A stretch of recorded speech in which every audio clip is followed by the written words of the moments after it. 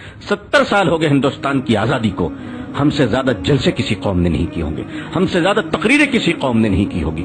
ہم اپنا حساب کیوں نہیں کرتے؟ ہم اپنا حساب کیوں نہیں کرتے؟ حساب سے ڈرتے کیوں ہیں ہم؟ جب تک جو قوم حساب نہیں کرتی وہ آگے نہیں بڑھا کرتی ہے۔ آپ کو آگے بڑھنا ہے تو حساب لینا سیکھیے، حساب دینا سیکھیے، حساب پوچھنا سیکھیے۔ ایک حساب میں پیش کرتا ہوں آپ کے سامنے۔ ہندوستان کے مسلمانوں کی آبادی کتنی ہوگی؟ چلیے میں کم بتاتا ہوں آپ کو، 20 کروڑ ہوگی، زیادہ ہی انشاءاللہ۔ میں 20 کروڑ بتا رہا ہوں۔ اس 20 کروڑ میں دوستو، میرے بھائیوں، میری دینی بہنوں، آپ کا بھائی آپ سے ایک سوال کر سکتا ہے؟ آپ مجھے سینے پر ہاتھ رکھ کر بتائیں کہ اس ہندوستان کے 20 کروڑ مسلمانوں میں 5 وقتہ نمازی کتنے پرسنٹیج ہیں؟ کتنے پرسنٹ ہیں؟ آپ یقین مانیے میں نے یہ سوال بہت لوگوں سے کیا ہے۔ میں نے یہ سوال ایئر کنڈیشن کمروں میں بیٹھنے والوں سے کیا ہے، سڑک کے کنارے پھل بیچنے والوں سے کیا ہے، کلکتے کی سڑک پہ رکشہ چلانے والوں سے میں نے سوال کیا ہے۔ مجموعی طور پہ جو مجھے جواب ملا ہے اس کا ایک اوسط درجہ یہ ہے کہ ہندوستان میں مسلمانوں میں 5 وقتہ نمازی صرف 2% ہے، صرف 2%۔ جمعے کے نمازی 5% ہے، رمضان کے نمازی اس سے زیادہ ہے، الوداع کے نمازی اس سے زیادہ ہیں، اور عید کے نمازی اس سے زیادہ ہے۔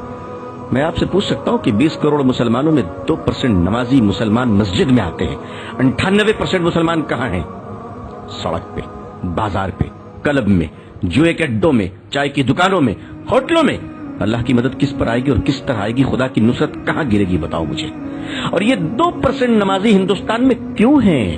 اس وقت آپ سوچیے، اس وقت جب ہندوستان میں 20 کروڑ مسلمان، 3.5 لاکھ مدرسے، 6 لاکھ مسجدیں، 4 لاکھ سے زیادہ علماء، اور پچھلے کم و بیش 150 سال سے تبلیغی جماعت گلی گلی گھوم رہی ہے، اتنا کرنے کے بعد بھی 2% نمازی؟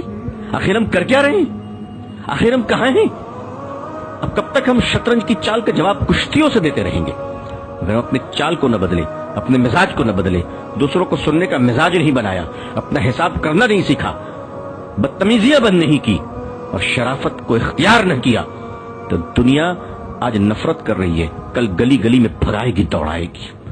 اس دنیا کو نفرت اسلام سے نہیں ہے، اس دنیا کو نفرت مسلمانوں کے بیڈ کریکٹر سے ہے، مسلمانوں کی بدتمیزی سے ہے، مسلمانوں کی بد زبانی سے ہے۔ مجھے معاف کیجیے گا، میں سخت بول رہا ہوں، لیکن میں کیا کروں؟ میں کیا کروں؟ کوئی شادی کا منڈپ نہیں جہاں میں گلے مل کر مبارکباد دوں۔ میری قوم بارود کے ڈھیر پہ بیٹھی ہے، قوم کے ہزاروں جنازے تیار ہیں۔ میں محبت کی باتیں، سہلانے کی باتیں، چودھریوں کو سمجھانے کی باتیں، مالداروں کی خوشامد پسندی کی باتیں میں نہیں کر سکتا۔ جو قوم، اس قوم کا المیہ یہ ہے کہ جھوپڑی میں رہنے والوں سے لے کر محلوں میں جینے والے مسلمان سب کے کیریکٹر ایک ہی ہیں، کوئی فرق نہیں ہے، کیریکٹر کی سٹائل الگ ہے۔ غریب جھوپڑیوں میں اور سڑک پہ بیٹھ کے بدتمیزی کر رہا ہے، جوا کھیل رہا ہے، اور مالدار کمروں میں بیٹھ کر انٹرنیٹ سے برائیوں کا بازار گرم کر رہا ہے۔ دنیا میں ہم کہاں پہنچ گئے؟ ہمیں اپنا احتساب کرنا پڑے گا۔ اب اسٹیج کے پہلوان نہیں، اب جلسوں کے پہلوان بن کر رت جگہ نہ کیجیے۔ اگر کرنا ہے تو مسلک کے دلالوں کی زبانیں کھینچ لیجیے۔ اب اگر کرنا ہے تو مسلک کے نام پر جیب بھرنے والے مکار دلالوں کو اس قوم سے روکی، اس قوم کو بچا لیجیے۔